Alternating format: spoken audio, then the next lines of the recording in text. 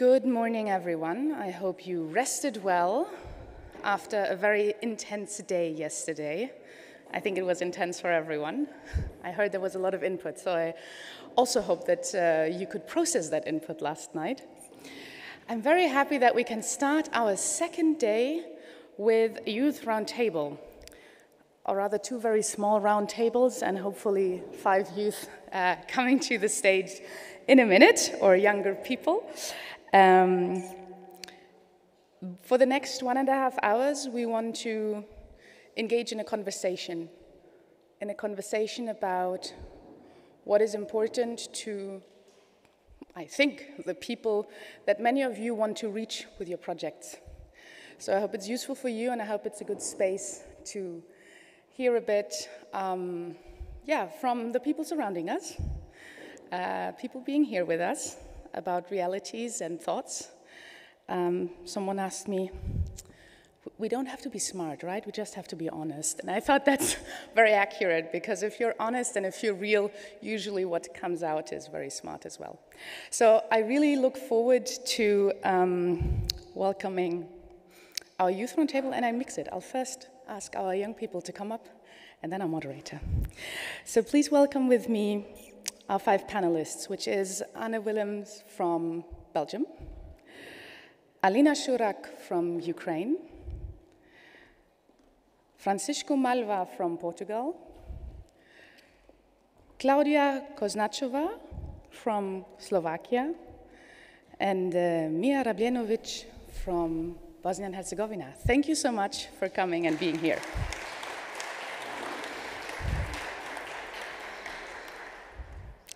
And I'm very happy that Josh Packard agreed to moderate this roundtable. Josh Packard is the founder of Future of Faith, and he has years of experience in youth research and youth engagement. So I think he's just the right person to lead us through this discussion. Josh, you're most welcome.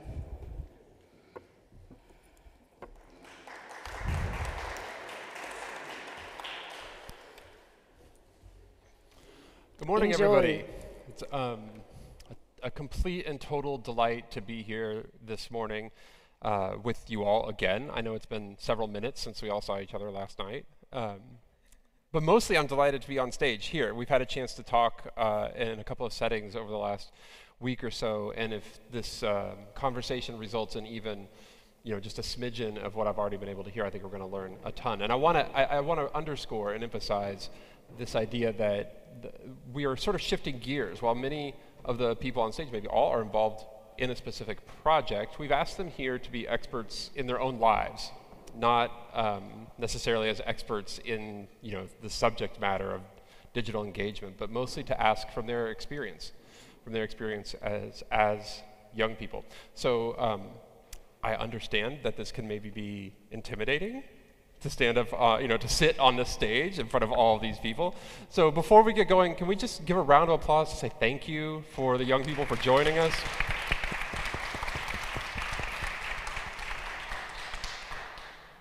And so I've got some questions that I'm going to ask. Okay, so we're going to start off with one. We're going to go down the line, and we'll just go one at a time, get started, and then I'm going to have some follow-up questions.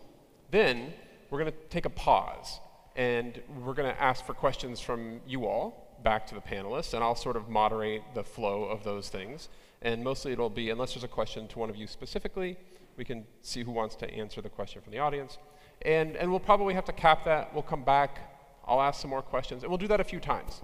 So there'll be 3 rounds of this, rather than sort of saving them all up for the end and making you have to jot them down. So we'll take these breaks, and we'll go back and forth. Does that sound okay? Great. So the first question I wanted to ask this morning, and I know you were just introduced, but if you could just say your name and where you're from, and as you give this first answer, not for every question, you don't have to do it every time.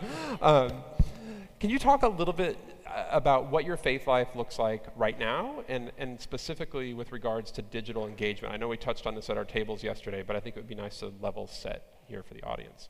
And maybe we can just go right down the line. So what does your faith life look like right now? And how do you use digital tools, or how does the digital world enhance or intersect with your faith lives? Go for it. Okay. Hi, so I'm Claudia, and I'm from Slovakia. in the digital world, I think my faith is mostly through the project, since I'm a host at a podcast for young people. But I think another thing is, I don't know if you have it in your countries, but there's an app for your phone that has like the morning and evening prayers. And in the Youth Legion Center that I used to go to, on Tuesdays, there was like in the evening, there's a mass for the young people. Anyone can come, but it's called the Young People Mass. And after that, you go to the youth center and you talk, play games, whatever. And then at the end, so around 9, the priest is always like, okay, let's have like the evening prayer. Everyone takes out their phones. And it's like, it's like someone reads one part, then you respond. And so he's actively asking you to take out your phones. No, it's just no one has the book, because it's also in a book form, but it's much easier to open it on your phone. And there's always also like a feature that there's a lady or a guy that reads one part. So if you are praying alone, you don't feel so alone, because someone else voice is narrating, and then you like answer. So fantastic. Great, thank you. Hi everyone, I'm Francisco from Portugal, from the city of the students in Portugal, Coimbra, in the middle of the country. And I discovered the Jesuits when I entered the university, because the Jesuits have several university centers in the country, one of them in my city. And I started to discover more profoundly my faith and my spirituality in this university center. First, as a person who goes there to study, to be part of the activities, and after some time I was invited to be part of the team and organize these activities to other students as me. And throughout these last years I meet a lot of people from the Jesuits and from the other works and centers of the Jesuits in Portugal. And one day the invitation to be part of the collaborators of the website of the Jesuits, this invitation arrived to write for the website some articles about culture and faith. And in the beginning of this year I started to write these articles. And I did a lot of other activities with the Jesuits, also with some small groups in my city, in my diocese. And and that's it. I think I'm starting to discover a little bit more of faith and in the digital realm. There are several apps in Portugal. There are a lot of content in Instagram also. So yeah, I think that's it. Great, thank you. Hi, my name is Alina. I'm from Ukraine, and I'm pretty nervous. What about my faith life? I'm Christian from the childhood, and of course I'm going to service every Sunday. I'm youth leader at my hometown parish, and I'm holding youth meetings, doing camps from the child. But when I start doing like university and full-time job, it's pretty tough to going like offline meetings and etc. So I'm really grateful that I'm joined to our project because we can doing our meetings at the evening by Zoom, doing challenges, and it's actually helped me to be closer to God and like not lost this connection. That's all, thank you. Hi, I'm Arne from Belgium, close to the city of Antwerp. And I'm Roman Catholic. I'm here on behalf of Camino, but I also work for the Bible Society, and that influenced my faith a lot because I work with evangelicals, Protestants, and that also reflects or that impacts what I do online, because I use Spotify to listen to Gregorian chants, but also to worship music. I use a Bible app. I follow different kind of accounts, like also the evangelical accounts and the different Catholic accounts, and that inspires my faith a lot, to see how different, like also the Orthodox Church, how everything works.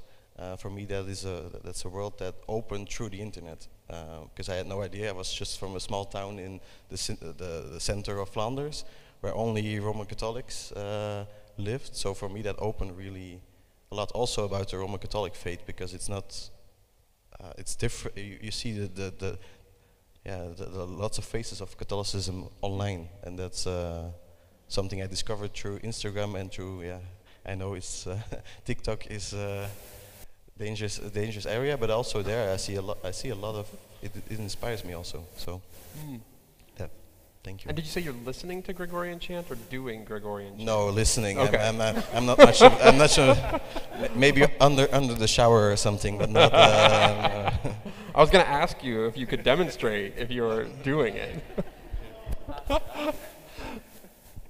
Hi everyone, I'm Mia. I actually come here from Bosnia. And Josh, first I want to say thank you for asking this question, because this is a story that I really love to share. And because of this story, I joined this particular project. Well, in my life, faith played a really big role since I was a little kid, because it plays a big role to my family. But around high school, I kind of lost my faith. I got into, let's say, crisis, but I think every young person at that age kind of gets into crisis. But for me, funny thing was that it was really stuck on. It got really long. It went on for a few long years, and I thought it's never going to be renewed. Then I came here in this particular building.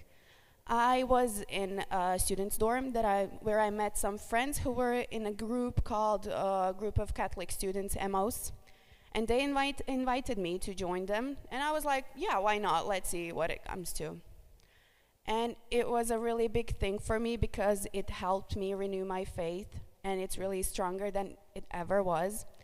So that's why I love this project, Inspirit Digital Youth, because I want to show young people that it's really important, that it's really good. And as I said a few times, and I'm going to continue to be saying it, let's make it cool, because let's go hand in hand with the time. So let's make it cool. Let's do this the new way. So I think religion in digital world, these last 2 years since I've been here played a big role, because it helps me gain inspiration for my participants, and it helps me gain an inspiration for this particular project. So I'm really thankful for it. Oh, that's a really beautiful story. So thank you, everyone, for sharing. I'm going to do a quick check. Can everybody hear okay? Okay, so we've got a bunch of handheld mics. I just want to make sure. Great. So I want to follow up. Several of you mentioned, maybe all of you actually, talked about this. Well, let me back up and say, it's easy, I think, at a conference like this to fall into maybe a somewhat of a trap of just thinking about what we're doing as like faith online or like faith in the digital culture. But each of you have sort of touched on this idea that the way that you have and currently are living out your faith lives is not just online, that there is this very strong, I don't want to call it in real life, that's a false dichotomy, but this physical world component to it. And so I'm wondering what you think, with that in mind, could you talk a little bit about what good digital engagement looks like? Is it purely digital? Is it this hybrid approach? Are there some things that are more well suited to being online versus face-to-face? And this is an open question. Whoever would like to get going. Yeah, I would like to answer this question. Well, I talked about this question with our priest, and we came to conclusion that it's not what you do, but it's how you do it. I think that you can use online sources to promote religion, but if it's not like real, when it's not from heart, and you don't feel it really from your soul, I think that you can't do anything, because people, especially young people, feel other people's feelings. So if I don't really have the God in my heart, I cannot do it right. I cannot do my podcast, or I think no one could do anything right if you don't really have your own faith that is really strong. You don't truly believe. I love that.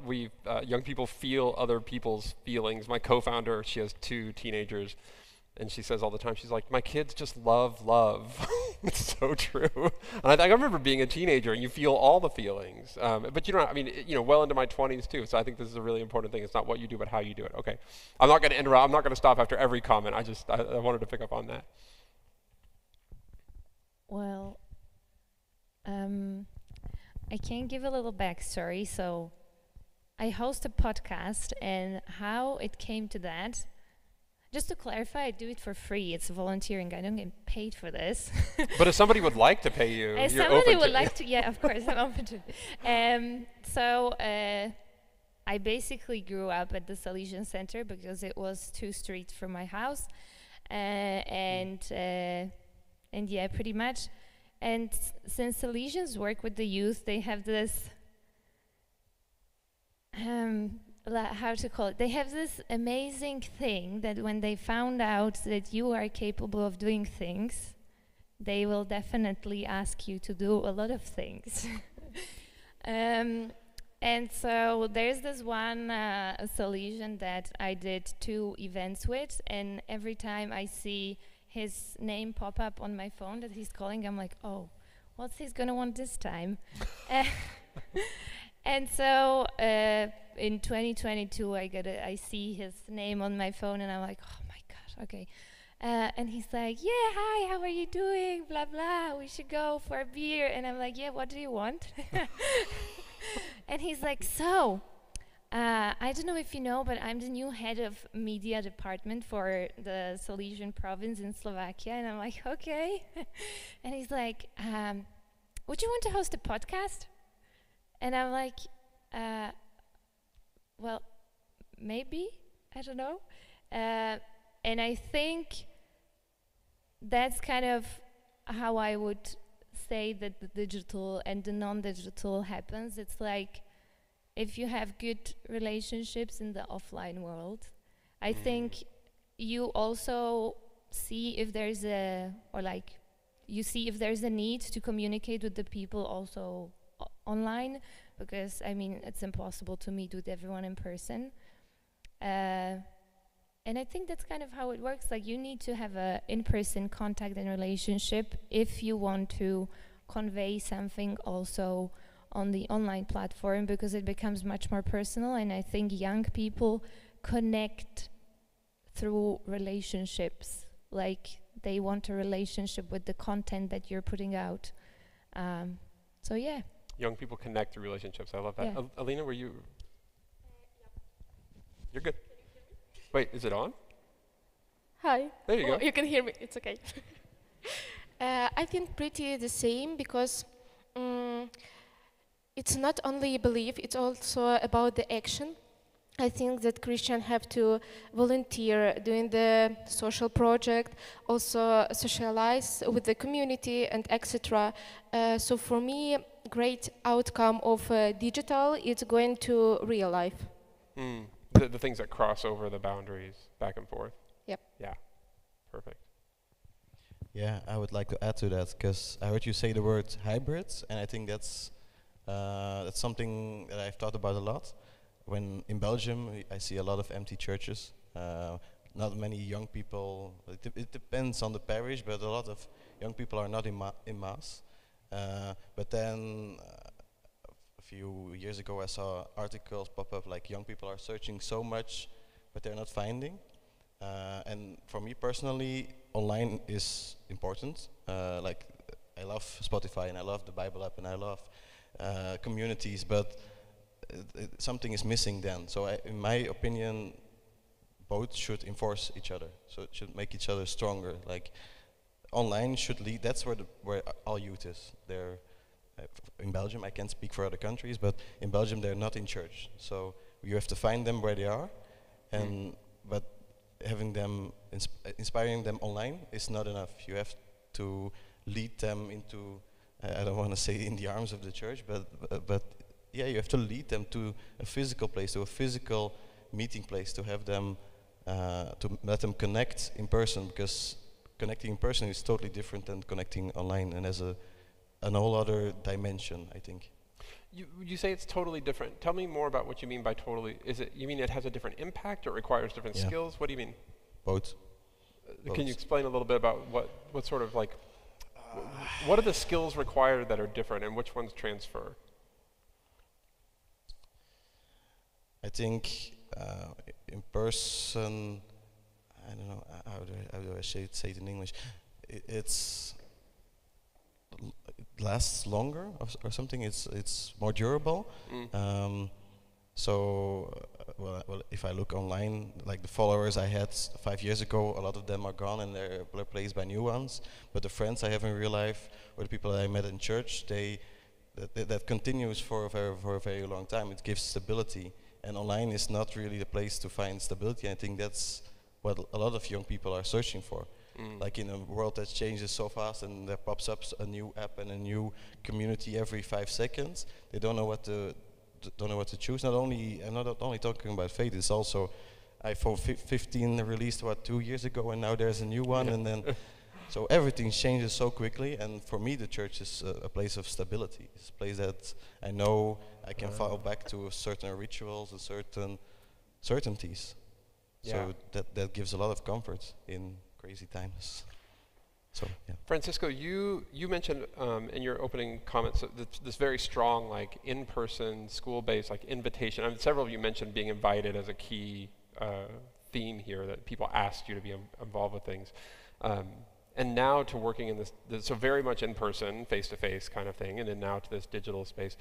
How would you answer this question about how to do effective digital engagement? Well, I think for me it's really important to have this contact face-to-face, in person, because when we have a community in the physical world, we can do other stuff that we can't do online with a group of friends, a safe space of Catholic friends, that we can do other stuff like go to the movies, have a beer, go to the beach, do other stuff together that we can't do in the digital realm because of all its limitations. And wait, you can have a beer in the metaverse? You can put a headset on and get your avatar. Yeah, but it's different. Yeah, it's not the same. The way you connect with people, and I think it's a lot more natural. And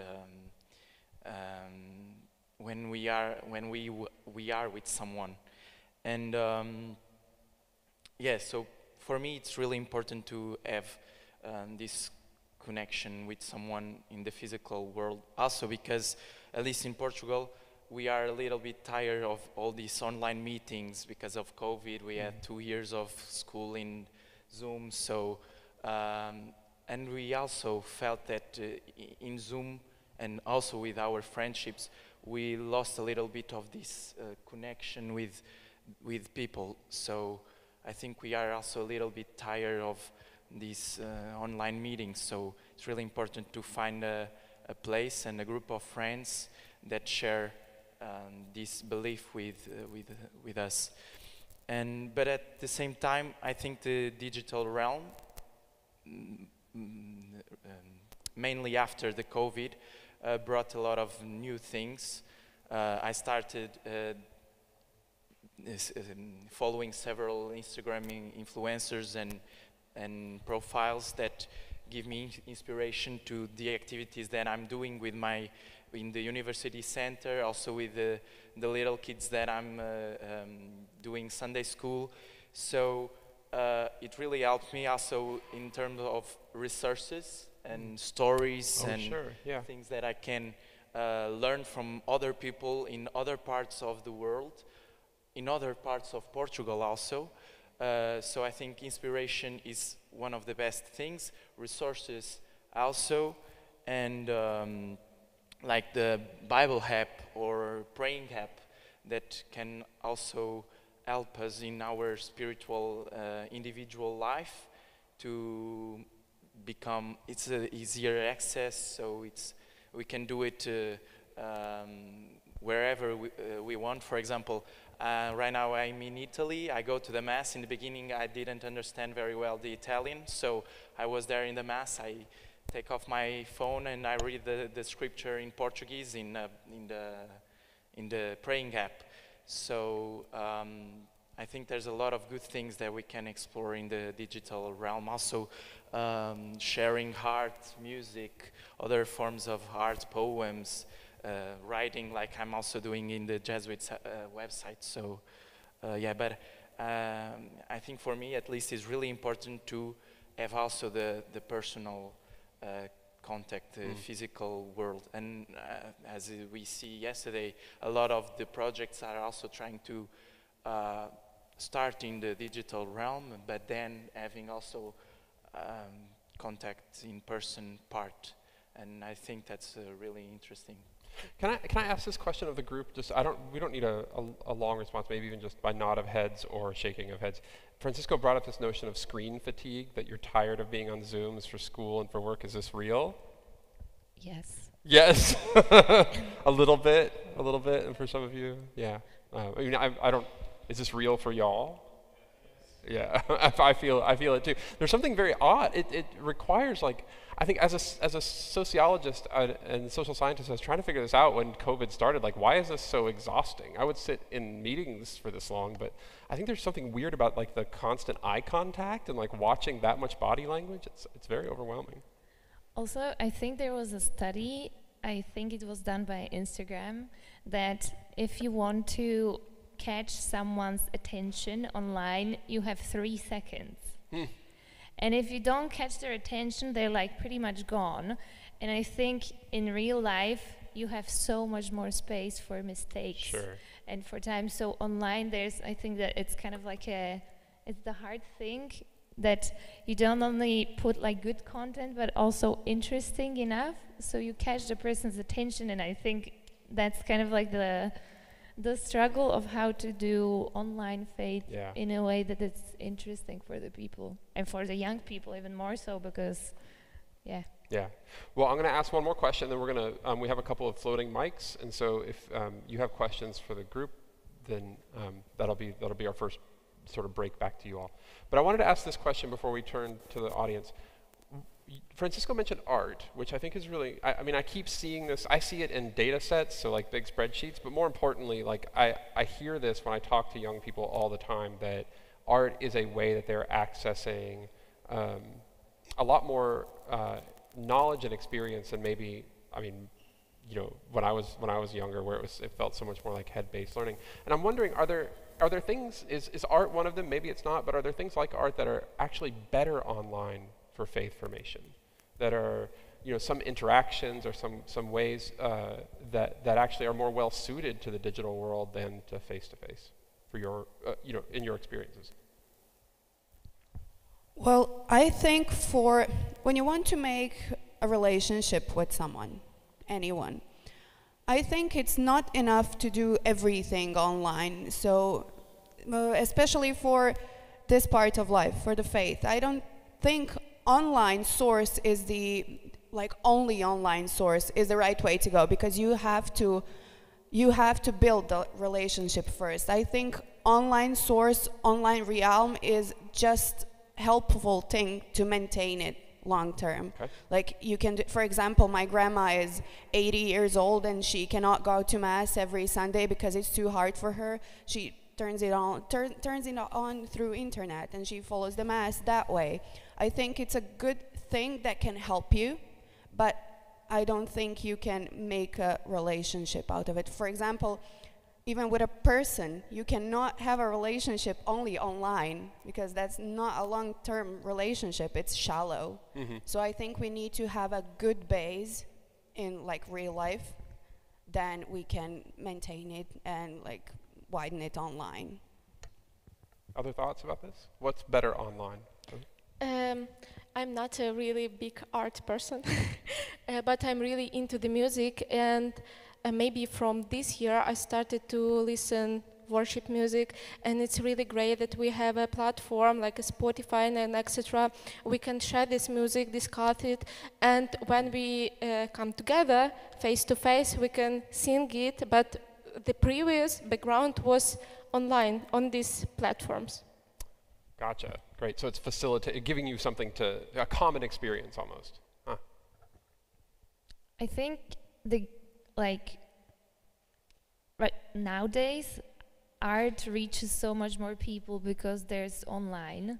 I mentioned this yesterday, so the people who were on the round table with me will know the story, but there's this girl on Instagram, I don't know if she's from the USA or the UK, and she does a graphic novel about the New Testament, and she's basically she's like a graphic designer, so she's drawing everything online, and then she gives it life, so it moves and it talks. And how would she do that offline? Yeah. Impossible. It's impossible. So I think for certain forms of art, maybe for all, just to share it, how would you share it with someone who's living on the other side of the world if you didn't have an online platform? So I think for recognition or for sharing, then the online world is the only thing, and it's for free, and you don't know who you'll reach. Just like Alina said, with Spotify, if you go to a Hillsong concert and you don't know any song, you won't really feel that. But on Spotify, you listen to it, you know the text, and you feel part of the group.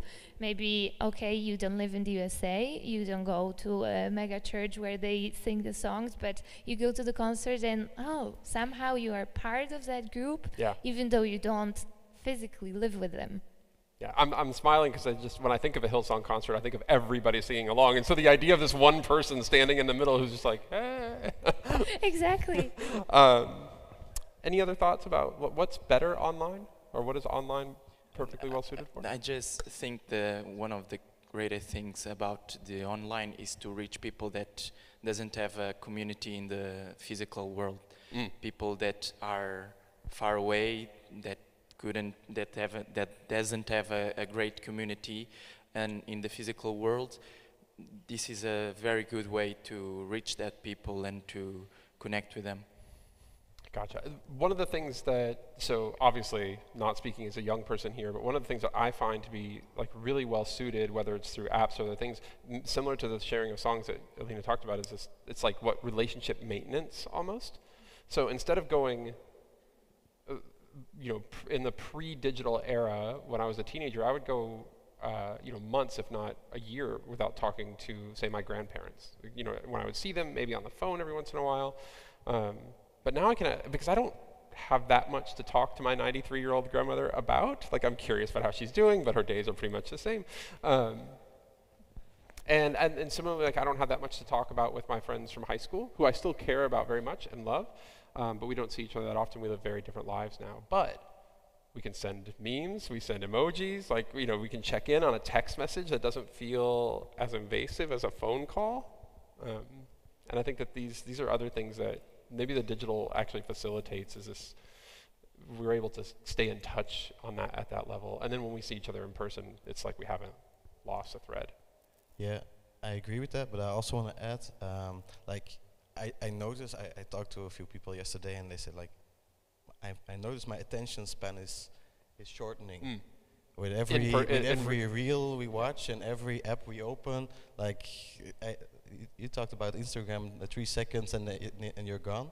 Well, it's difficult to in a few seconds or in a few minutes even to in a physical place convince people that you're cool and not dusty and but it's very difficult. But online you have the opportunity to show your some influencers do. Okay, they create a fake image, but you can highlight your strong suits. You can show the world, show the young people what faith is really about, what stories inspire, and that, I don't know, in a world where everybody is gone in a few minutes, Like I was at Mass a few weeks ago where there was a new priest ordained, and tourists were coming in, they took a picture, 3 seconds, and they were gone. So, yeah, online you have the opportunity to grab their attention and hopefully lead them into, let's say it in marketing terms, a customer journey or something where you can, it's not that they're customers, but just you can show them more, like what we do. But you have to grab the attention, and that's difficult. And I think it's more difficult in person, so online really strengthens that. And maybe even especially so for the rising rates of anxiety that young people have been reporting, especially around face-to-face interaction. Sometimes these digital mediums can be ways to at least break through those first few layers. Okay, so we'll pause here with our conversation and turn to you all. What questions do you have based on this first set of conversations? We've got a couple of handhelds. We've got the live stream going, so please raise your hand and we'll bring a mic over to you so we can make sure and capture. So thank you everyone for sharing. My sense is that you were all somehow already engaged with the faith from your family, your background, your context, well, or several, okay, maybe not all. And my concern is how to connect with people who have never had a faith experience, because they're raised in families without that, and they've been educated in public schools that don't offer any kind of religion services. And I sense from my own, well, not my daughter, but her friends, like they know nothing about religion.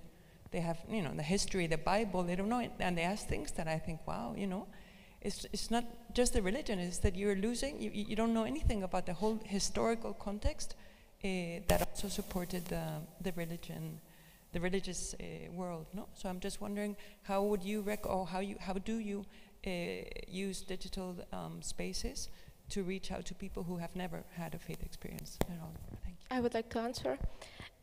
For me, that's digital. It's a great tool to show what the real Christianity life. Because I don't know, in Ukraine is a really strong stereotype that we are boring. We are like creepy person, actually.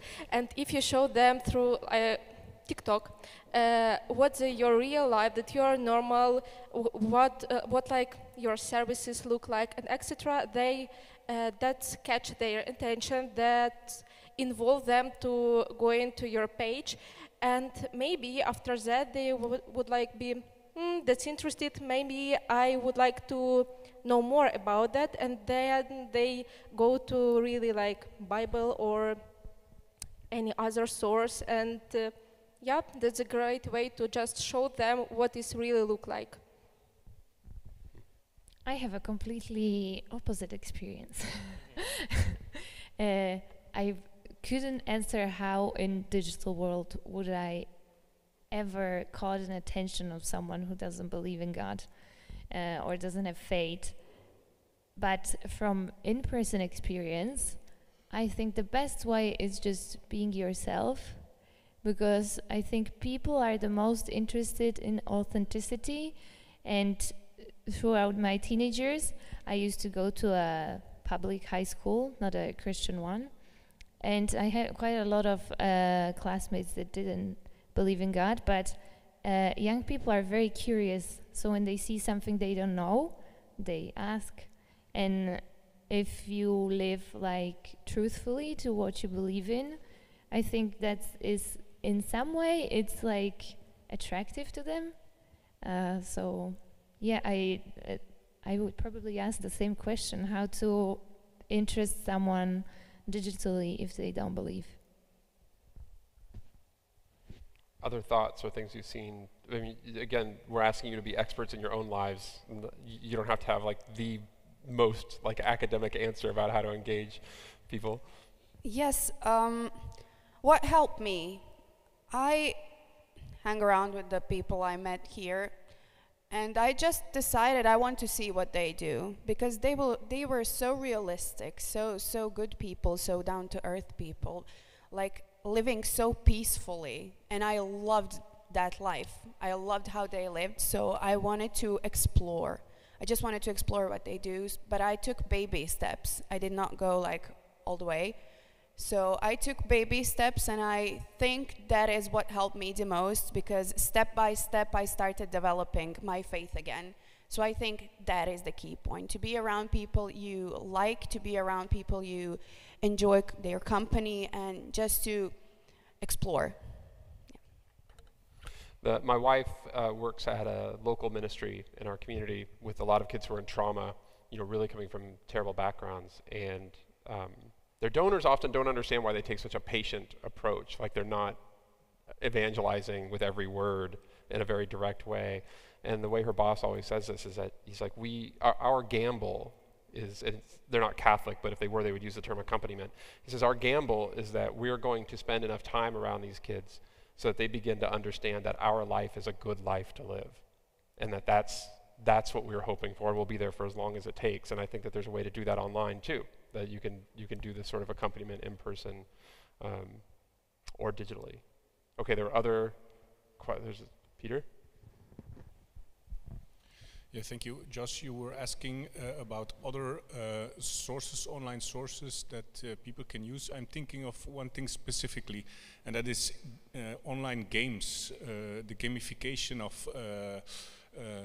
for instance, in education. There are some beautiful examples of games that were developed for history courses, for instance, to experience a Roman marketplace 2,000 years ago or so, 2,500 years ago. So my question is, do you know of games or gamified contexts online where you can experience something that has to do with faith? Do you know of projects? Question to you on the stage, but also to the other participants. Is this something that is worth exploring? I'm curious about that. Do we have gamers up here? A little bit? No. No? But I do know about one. Yeah. And it's one of the projects that my colleagues do, and it's an online biblic game. And what I know where it works very well is schools, so maybe it's even a bit of a younger generation that is, I think they also spend more time playing games because kids want to play games, online, offline. And I know that when I was in school, there was also something, I can't tell you what was the name, I don't remember, but it did really work very well with the schools, because it's like you do something together as a classroom, and part of it was offline and part of it was online, so I think it could work. I don't know how with older kids, but other thoughts? I'm curious. I'm very interested in this line of questioning about games. I mean, because gaming, as I'm learning with my own son, games are communities, right? Like it is this very it's not just like a mashing of buttons. Like you're there with other people doing things. Well, I'm telling this about from my perspective. I'm not a really good gamer, but I play a lot. I played a lot of games like FIFA and NBA and yeah. Occasionally Call of Duty and Fortnite and stuff like that. But that's like, if I look at like the general, I'm speaking about boys, for example. I don't know. It's like always in that niche. Okay, they play like Assassin's Creed. I think you're also referring to that game, which you can really live the character and go back to Egypt and go back to. But I don't know if I think there are a few in development for Christian games, but I've never seen one break through to the big audience. So I think that's it's a difficult. I don't know. I think it's cooler for boys to have a shooter game or have a football game than to walk around with the apostles or something like that. I don't know.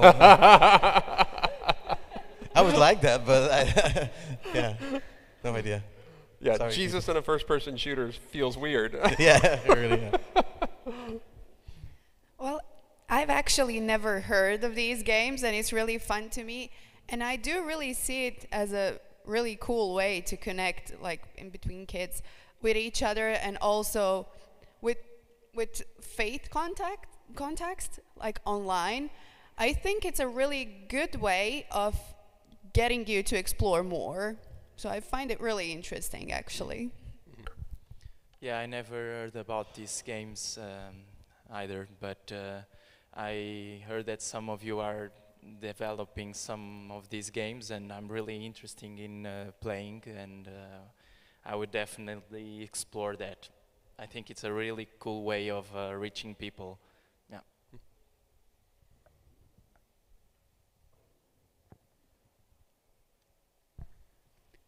A lot of people have mentioned about Catholic influences at this conference, but I was just wondering if you thought that the average daily life of a young Catholic is being represented well online or showcased well. It's like Artie just shaking it. What do you think? Represented well online by influencers? Aliyah, you gotta talk with that face. Like, you look like you're ready to say something. Can we get her a microphone?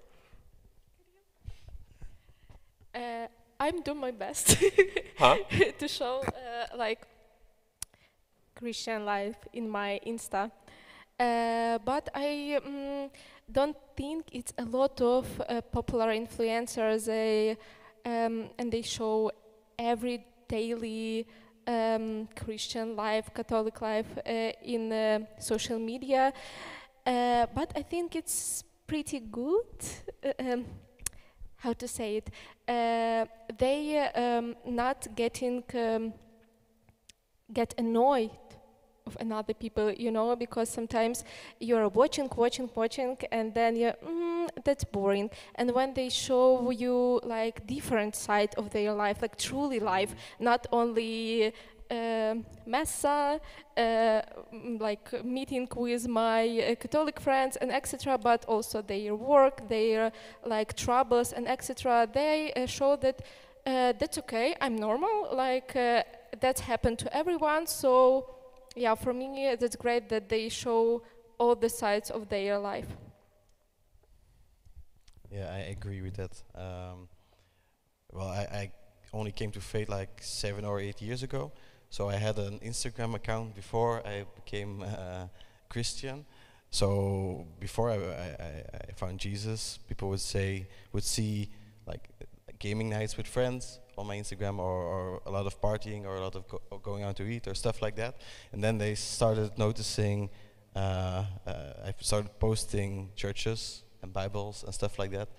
And you see then two things. You see your followers like dropping. It's just like when you get into a relationship and you post your girlfriend for the first time, then suddenly all the girls on your Instagram are gone. The same happens with Jesus. And the second thing is a lot of questions like, oh, Arne, are you a priest now? Or if you say see a Bible, are you a Jehovah's Witness? Stuff. I get a lot of questions. So I tell this because there's a lot of people don't know anything about it. They see something on the news or something in a movie that's taken way out of context, and so they have no idea what a mainstream Catholics that attends Mass but also has a daytime job, and as they think, well, a lot of people think I'm a weirdo. I think if I post this, they see that I'm a Catholic, they think, oh, he's a weirdo. But that's also because there's not enough representation online, or the mainstream Mass that are, I can only speak for my country, in Belgium, are, I think, interested, and they have a lot of Christian/Catholic roots, but still they think it's weird. So that means that we lost a lot of ground in the last few decades, because 60 years ago it was very normal, and now people think he's a lunatic. So there's some ground to gain there to like normalize it, and to show online like, okay, they're just people like you and me. Mm-hmm.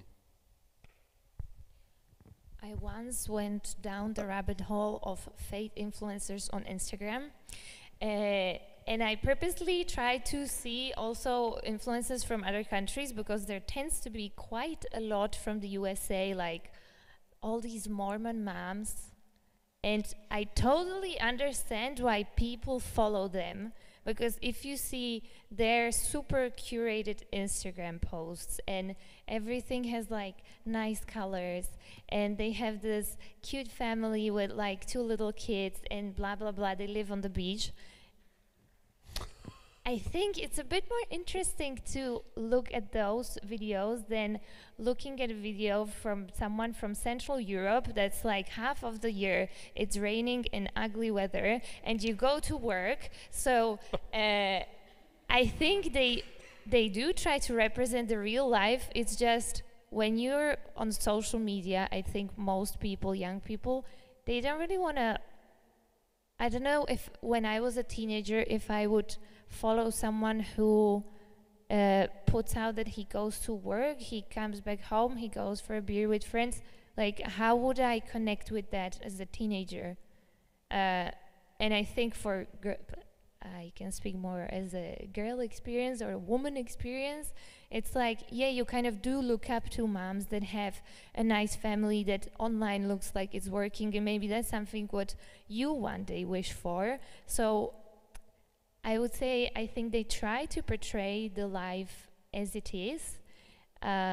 It's just that, I don't know, even reality shows, the ones that are popular are the ones that have a lot of like drama and like the woo effect.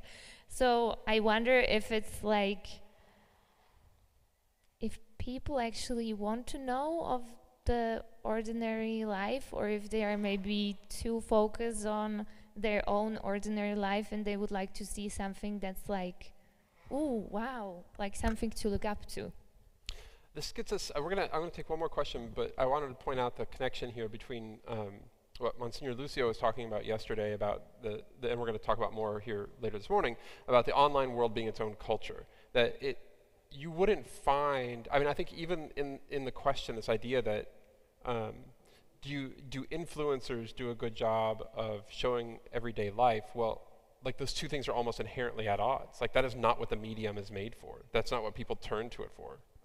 Nobody's looking to an influencer to show them what it's like on their daily commute, right? Or as you said, to come home from work and then have a beer with friends. They're turning to that medium, to that channel for something else entirely. Let's take one more question. We have, I thought I saw a hand up over here. Hello. Hey, thank you. We talk about a lot of be real, be yourself. I'm very interested about you guys. What do you mean about be yourself? What it's to be real? That's my question. Well, I think in terms of promoting faith, promoting God, being yourself is just showing people how you live your faith. How do you develop it? How do you work as a Christian? So I think like that's the main thing to do. Just doing what you do usually, nothing artificial, nothing like, I'm here for the money. No, I'm here to show you what it actually is, how beautiful life is.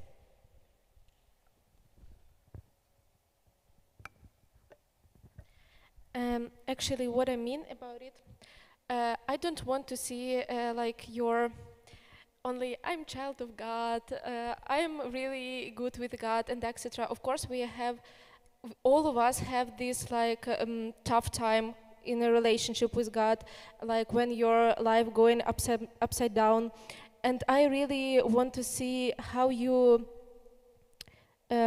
get rid of this period of your life, how you can manage it, and like sharing your real situation, not only everything good, everything great, and like, yeah, just being yourself, not showing like a perfect picture of your life. One more? Yeah, I want to add to that. To saying like, yeah, I think it can be quite invasive or risky to show the dark side or the bad days on Instagram. Nobody if they do that, people tend to say, oh, he's doing it for the attention and not because it's real. But I think maybe that's not something that should come from the person itself, but maybe from organizations. I'm thinking about it, I'm seeing one of the faces there. One community that has inspired me deeply is, for example, the Move community, which brings real stories of real people. And the people themselves don't need to post it on their own social media. There's a platform that does it for them. And that brings that shows the good side, but also the bad sides, the struggles, it's not that I have to post it on my Instagram that that I had a bad experience and stuff like that, but they do it for me, and it's embedded into a story of Christianity, of faith, of struggling, and people know, okay, if I follow this page, or if I come across this content, then it will be this and this and this, and it will be less pinned down to the person itself, but more of a coming from the faith, I think, and that's something that has inspired me a lot. So, for sure, I think that to be yourself is not to be afraid of defending what you believe in, and not be afraid of connecting with other people that thinks the opposite, and having a nice and chill conversation with them, explaining in what you believe, and being open to also learn from other people. I think that's really important, and live in the tension of the world, as the Jesuit says. Don't be afraid of facing the real world and what we think about the real world, and do something about it and say something about it. Don't live with the wind, but have a position in our life. I think that's what it means to be yourself. Don't be afraid of saying what you think, and live coherently with that. Do you want to follow up? I'm learning that being real means being vulnerable, which is, I think, one of the most uncomfortable feelings you can be, especially online, because you don't know who's watching you. And showing yourself, like really the dark parts, the parts you are afraid of, I think that's the most like real thing. When you say like, yeah, I really don't want to say this, not even to your mom or to your best friend, and you're like, yeah, but maybe if I say this thing that I struggle with or that I'm really, really afraid of, maybe there's 50,000 other people who struggle with the same thing, and they're like, oh, look, someone else feels this way, and you're like, oh, that's amazing. So you watch another video of this person or another post, and you somehow feel like you are friends. I love that. So I want to shift gears here a little bit, and all of you are operating at some level as what I would call creators. We've been talking in this first half about sort of what it means to consume or to live your faith life online, how have you been influenced by it, but you're also all making stuff that goes online. And I think a lot of times in these kinds of settings, we can maybe have this false dichotomy of like, we're making stuff for them, right? That other people, we're the makers that other people will consume. But my experience with young people is that they all sort of think about themselves as creators. I think that this idea that we can involve more people in the production of religious, sacred experiences, conversations, and things like that is actually scalable. And so I think it's worth spending a little bit of time. I would love to hear from you all about what has that impact had for you of actually making stuff. I mean, a couple of you do podcasts where you are, you're getting to talk to people that you might not have otherwise gotten to talk to. You're writing articles that are then being received, and so in some ways then you have to start thinking about yourself as an author with an audience, which changes that. So talk a little bit about what it means for you personally and for your faith life to be creating. I'm going to use what's going to sound like a transactional term, but I don't mean it. Like, you're creating spiritual products.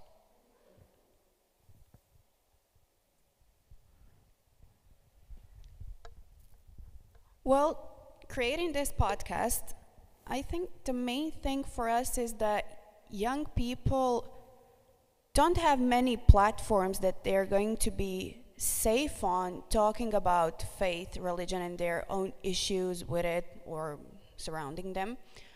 I think that, my main goal is to create that safe platform that they can talk about their relationship, that they can talk about losing of their relationship and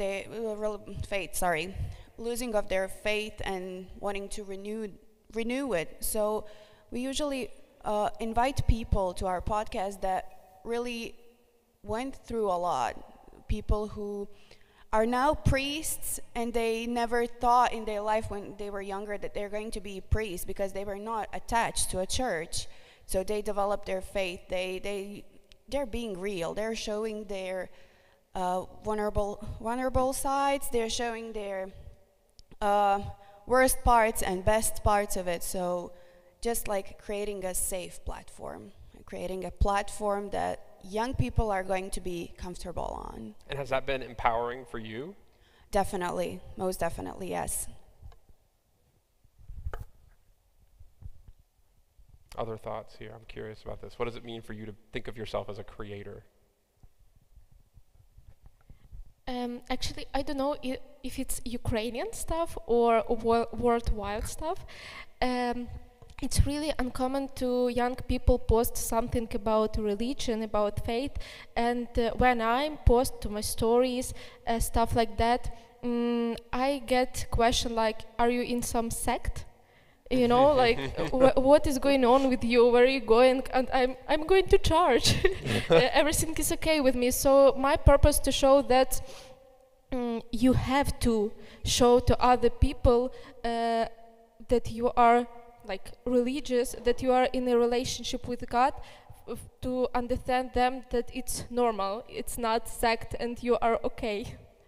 That they don't think you're in a cult, right? Yeah, I would like to add to that.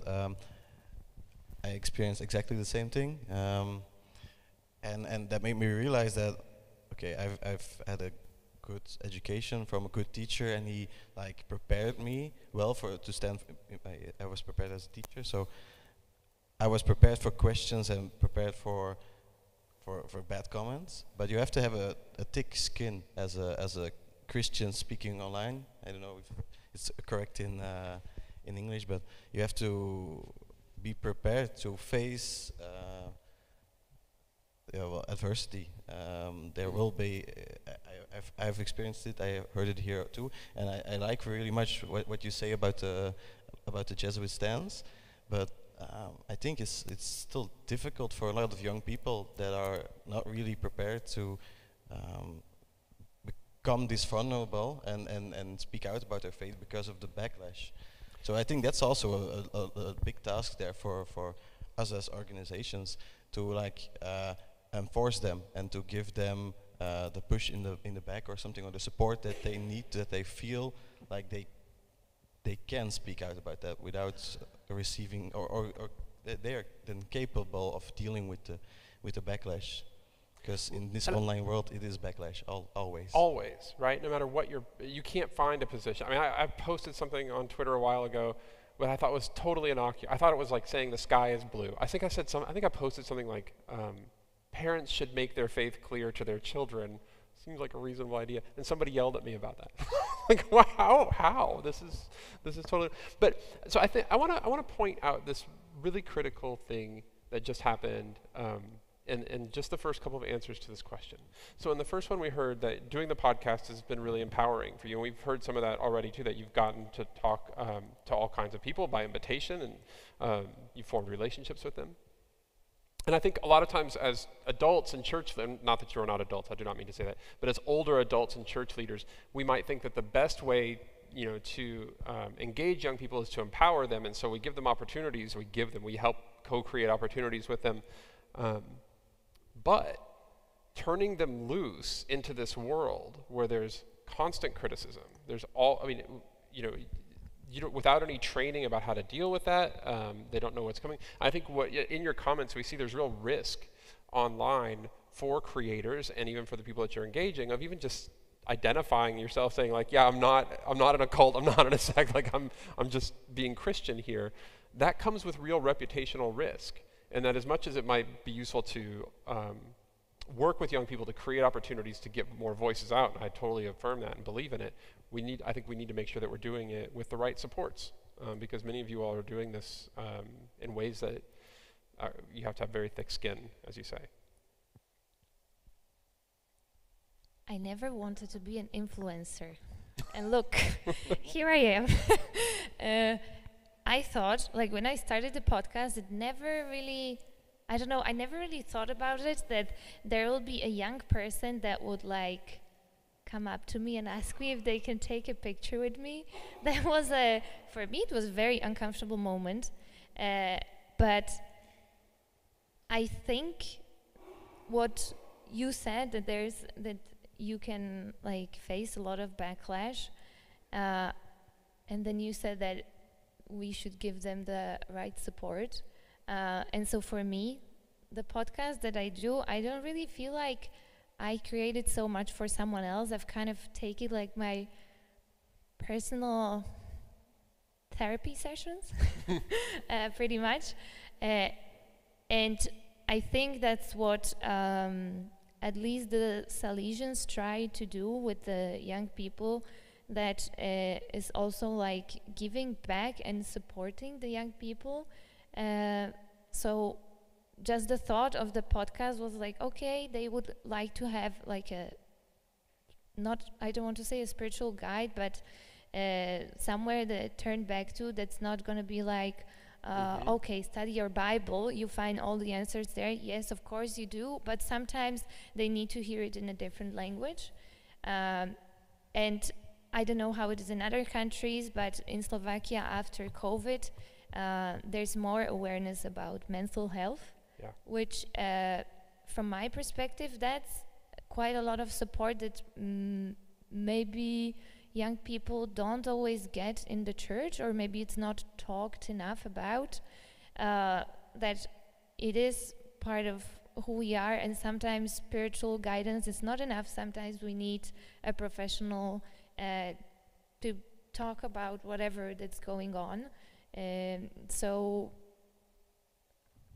yeah, I don't see myself as someone who really creates something. It's more like, yeah, I do, but all the questions or all the topics that we talk about, we try to take from young people and things that they maybe would like to talk about, but they are afraid to talk to someone in person, so they can ask anonymously, and maybe they don't get an answer because we are not an educational podcast. So it's not like a clear answer, oh, you should do this. It's more like, yeah, I have the same problem. Which is powerful. Yeah. Very powerful. So I'm going to turn back to the audience here for a round of questions, and we'll come back to you for a last word. We've got about 20 minutes left or so. The other thing that we talked about in this regard, about you all as creators or makers or influencers or missionaries, there's a lot of terms. Yesterday at lunch, we also touched on this idea that you all are relatively young, you are relatively unattached, but in terms of not only the day-to-day supports that you might need to develop a thick skin to deal with this, there are long-term professional issues here about if this is going to be a real career and a thing, and if the church is going to rely on people like you to be able to do this work. You need to start taking into account, how do we do this kind of thing for free, or that's on compensate, that's funded by a grant that runs out in 2 years, especially as you all get older, maybe start families, have different income needs, et cetera, that there's, this is all well and good, but there are issues to consider here in the field. So we've got questions. I'll leave it to whoever, where's the microphone? Yeah.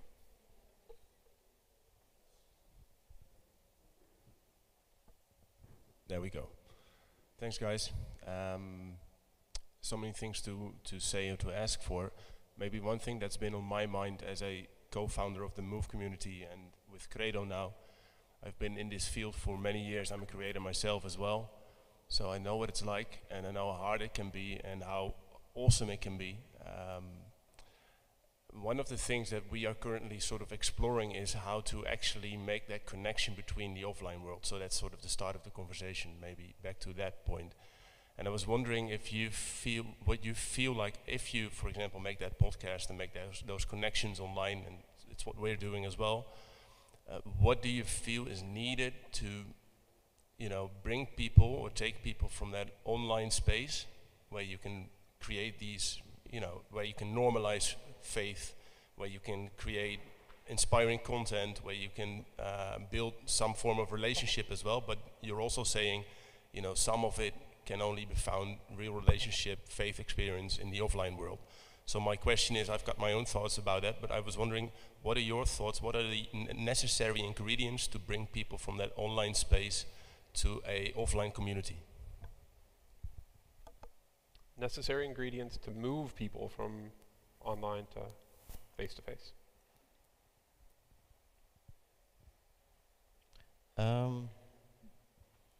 I would say, I don't know if it's a correct term in English, but I would say a decompression room. Like if an astronaut comes from space and then goes into the ISS, for example, then there's a room where the oxygen that's because I think it can be a harsh transition from online where stuff is portrayed and okay, you can be authentic, but still it's very different. For example, if you run an online community, you have short videos, you show a site, and then you want to bring them, for example, right into mass.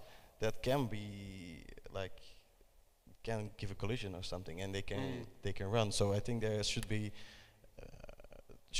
thought about steps in between that. So to how do you what do young people like? I'm 28. I'm not that young anymore, but I think you have to think about the connection you can make between the online world and the real world. There has to be, I don't know, like a step in between, stuff that attracts young people and that is right into the center of their living space, like what they will do, what they want, what attracts them, and then you, for example, can lead them to mass. But I think, and for me, mass is one of the most important things. That's where I've really found my peace and really find the connection with Jesus, with God. But I don't know, it can be, a little bit of collision.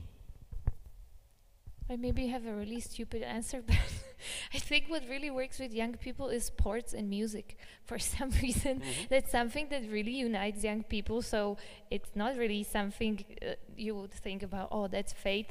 But as Mia and also mentioned, that those for me are the baby steps that do something that they like, that they connect in, and then maybe slowly bring them to, okay, maybe like a group meeting where they can talk, get to know each other, make friends, and then young people influence each other quite a lot. So maybe if those friends go to mass, okay, why not? My friends go, then I will go.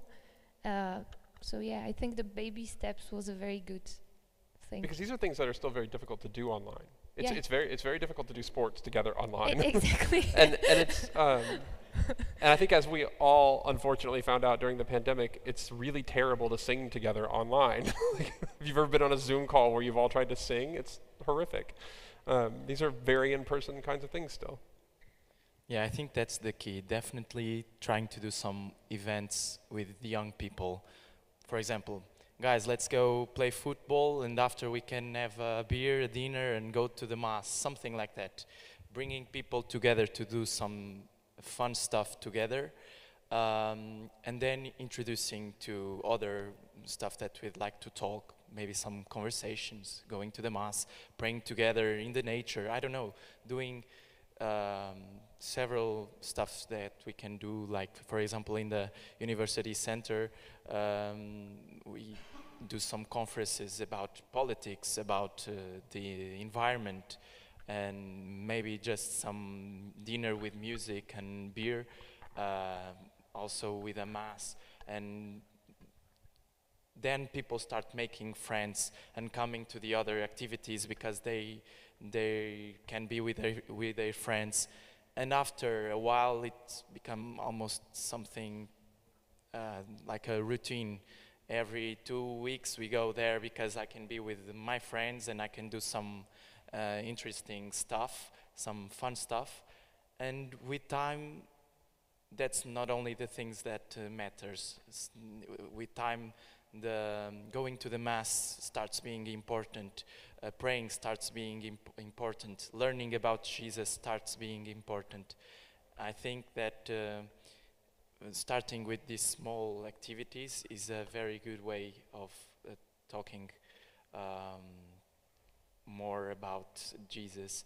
And I remember a story, I don't know, but someone told me that a priest said that Sunday school should be bring all the girls and boys and, okay, now we do a 45 minutes game of football and then we talk about Jesus.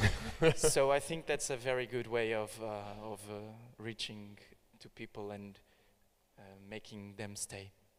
We've got another, there's a question, there's a couple hands up. I think one of the common themes that we hear, though, here is pretty clear that the move isn't from online to mass, that there's this intermediate step. This metaphor, the decompression chamber, I like.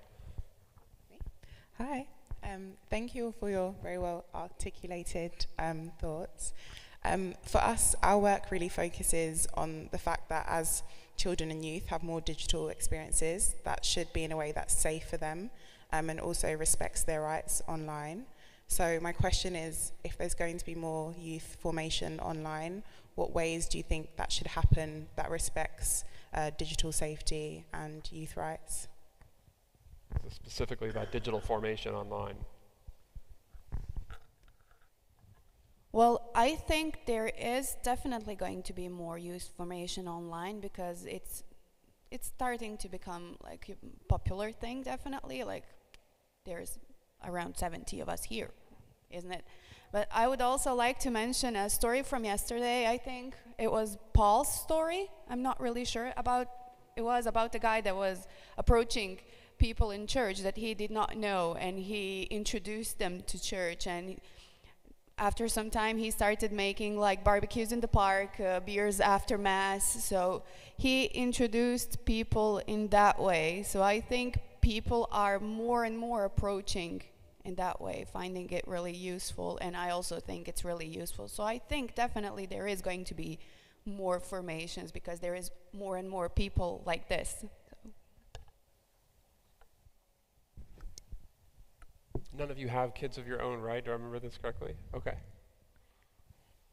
You asked that about the safety during the digital. I think it goes kind of hand in hand if there's like more digital formation. Like I would say that now it's pretty much in diapers, and as as it grows, I think it's like whenever you have a good idea, it's like okay, let's do it, and you don't really realize everything that that comes into play when you do something new. And I think since it's youth and children, I think there's always in mind like okay, kids are like and youth is a vulnerable like group. So I think part of it comes from the parents because they ask for it, obviously, and I don't know how knowledgeable are parents about what actually happens online, but at least from I can say from my experience, 2 years ago, we did quite a lot of summer camps for Ukrainian kids that came to Slovakia, and there was, besides the requirements, that it wasn't, even though it wasn't online, but part of it, like the registration and everything is online, so obviously you gather data, and that's kind of something that you have to protect. And besides the part that there are requirements from the government, but there was also like, I don't know, protection of kids in way of if you can take pictures, if you can't make videos, if you do, can you show a face? So I think it takes quite a lot of resource to the organization, and I think that's something that we have to keep in mind, that if it's going to be safe, it's going to require quite a lot of our resources. Any other thoughts here? Yeah, and I'm also think that it's a lot of bullying and untrue information in social media, and I have a case at my parish doing TikTok accounts, and girls don't want to do it anymore because it was a lot of bullying in comments, and the worst is untrue information. So I think it would be great to do some product about the digital protection, digital security, and I understand that a lot of these products, but the main reason, little, like a few person would like to join it, and it's really hard to understand how to involve young people into this education, and maybe it would be also great to do these products for the parents, and it's also hard to involve them to this product because they don't have time and etc. So I think it's challenging, but really necessary. Okay, we have a few more questions. It looks like we're gonna go just a couple of minutes over time here, but we'll take one response for each of the questions that are left here. Yes. So the last few years we've heard things about the metaverse. I think Josh already alluded to that, and also building on Peter's earlier point about games. And also now I think we talk a lot about AI tools. So I was actually wondering whether any of you has had any experience with the metaverse and also with AI tools, and whether that plays any role in your faith lives or not. Okay, so one response. Does anybody have experience with the metaverse in your faith life? Everything I have seen about the metaverse is stuff that people are designing for young people, but I've never met a young person who wants religion in the metaverse. Not yet, anyway. But it's an interesting thought. I think I think it doesn't speak to whether or not it will ever happen. It speaks to where we're at in the development. There are a couple of more questions up front. Okay, we've talked a lot about this kind of duality, the digital world, the digital realm, and the physical world. But there is also a thing that at some point the digital realm is shaping the physical world. You mentioned, for example, the thing with the attention. And another thing that I was thinking about is that in the digital realm, we have almost everything on demand. And that's a very big change from when I was a kid. I mean, when I was a kid, I saw cartoons, and the cartoons that were given on the time schedule that my mom let me see cartoons. Now you have in your pocket Netflix, Disney, YouTube, and you can choose whatever you want to see and at the time that you want to see. And at some point, this changes the way we are building relationships with reality. There are many more examples, but what I'm concerned about is, do you think that we are somehow translating this to the real world and to our faith experiences? Because we see, for example, that young people now can say, well, I don't like my parish, so I go to that other parish to hear that priest, but then I meet with the group another parish because they sing better, and then I go to adoration on that other parish because it's better delight. And at some point, we are translating this on-demand logic to the faith world. So the first thing is, do you see this? And the second is how to build conscience within young people that there are some things that cannot be lived in this logic of on-demand. Francisco, it seems like you go for it. Yeah, we were talking about that yesterday at lunch, that I was saying that digital world is also becoming a culture because it's beginning to have influence in the physical world. We are more impatient. We want the things quickly. We don't know how to wait for the results. In spiritual life, it's something really slow. And I think it's becoming a culture because it's transforming the physical world, as you are saying. And also because we want to do everything, and want to be in every place, and we want to be part of every project. And that's really complicated. And I know a lot of people, and also myself, that deal with that, wanted to be in every place, being really tired and burned out because we wanted to be successful at school and also in faith, and doing a lot of other activities that we like I do also theater. So there's a lot of things going on. And I think the answer is to learn from the Bible, learn with Jesus how to be calm and slow, try to be much more profound in our praying, learning about ourselves in our spiritual life. That takes time. I think it also needs to be accompanied by someone with a spiritual guidance. But and also I see a lot of this happening in Portugal. People are returning to the old habits, like doing stuff with hands and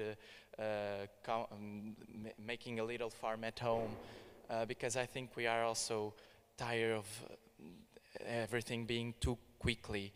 And I think it's a very good time for all of us as Catholics to find these people that are tired and teaching them that in a spiritual life you can slow down, you can see the world with other eyes,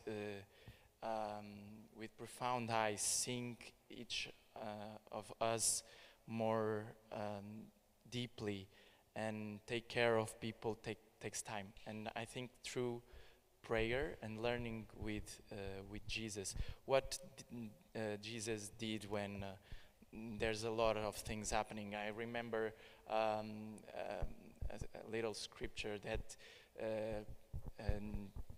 there was some people dying in a place, and everyone was saying, Jesus, you have to come there, you have to go there, because we have no time. And Jesus answered, calm down. There's time to do everything. And also that part of Ecclesiastes that said that's time to work, time to build, time to die, time to born, time. I think we can teach people through that scriptures. Thank you. That's beautiful. We have one more. Hi, thank you so much for everything that's being said. We have the feeling in the French context that young people are far from the stereotypes that would say that young people are depoliticized or uninterested in current affairs. Stats actually show us that there's a lot of political content that's being consumed on TikTok and on other social media. And so we actually feel that young Catholics are wondering, for example, who to vote for, or are looking for frameworks to understand current affairs and social issues. Do you also notice such type of interest in your contexts? And of course, we're curious because we see it as an opportunity to spread the lost treasure of Catholic social teaching. So yeah, I'd be really interested. One response here. Who feels moved? I'm not sure if I heard correctly, but it was that young Catholics are interested in politics and social questions, right? I think it's very similar in Slovakia, that young people have so much more information and they start to be interested in politics and social questions much younger than, I don't know, when I was in high school, I honestly didn't really care because I couldn't vote, so it was not my problem. But yes, and fun fact, in Slovakia, the Facebook posts, there's 30% more political posts than any other country in European Union, for example. So yes, it's been pushed also to the youth to maybe care a bit more about politics. And in the Salesian centers, we talk about it quite a lot, that priests during the Mass in the Salesian centers try not to talk anything about politics during the Mass, which is, I guess, fine, because that's maybe not the place, but I think it's pretty important to have an opinion. It's okay to not agree with everyone, and I think it's okay to tell the young people that yes, you can have an opinion. You don't always have to be you don't always have to agree with everyone. You can have a different opinion than your friend and you still can be friends. It doesn't mean that just because you vote for this person and I vote for this other, we can't be friends and we can't or have a relationship or whatever. So I think that's kind of important to tell them that yes, you are allowed to have an opinion and you are allowed to form it on your own. And if you want to talk, you want to ask, I will honestly tell you my opinion and I will tell you my reasons why I think this is correct, but you are free to form your own opinion. Wonderful. Well, I mean, thank you all so much. We've got just 1 minute here left, and I want to close with kind of a thought experiment. I'm going to ask you all to be futurists, and I'm going to ask you for just one, maybe two sentences. And the question is this: when you dream about what a thriving Catholic Church looks like in the digital world, which I know you do often, right? This is what consumes all of your dreams. When you close your eyes and think about this, what does it look like? What does it look like? What are some words? How would you describe it to us, your sort of hopes for the Catholic Church in the digital world? And we'll start at the end, and maybe we'll just go down in a sentence or two. Earlier you mentioned Hillsong concerts, how everyone is singing together and how everyone is feeling it together. I kind of think it should be like that. Everyone is on the same page, everyone is singing together, dreaming together, being together, not seeing each other's differences, not seeing things that everyone differs about, not saying, oh, I have that opinion, you have that, we cannot be friends. No, everyone is just together for the same thing. Everybody's and they're appreciating it the same way. So I think that is how it should be. Like, that is the perfect picture of the church. Oh, it's beautiful. It's a beautiful image. Love that. Thank you.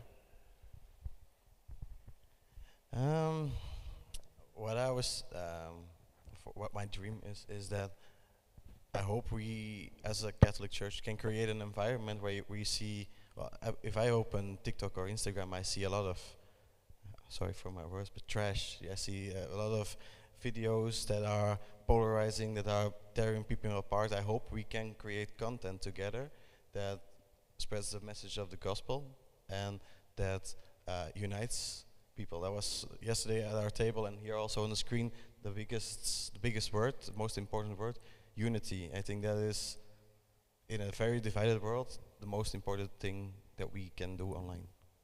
Wonderful. I would like to see it pretty supportive, without like angry arguing, but with respectful and mindful discussion. Yeah, respectful discussion.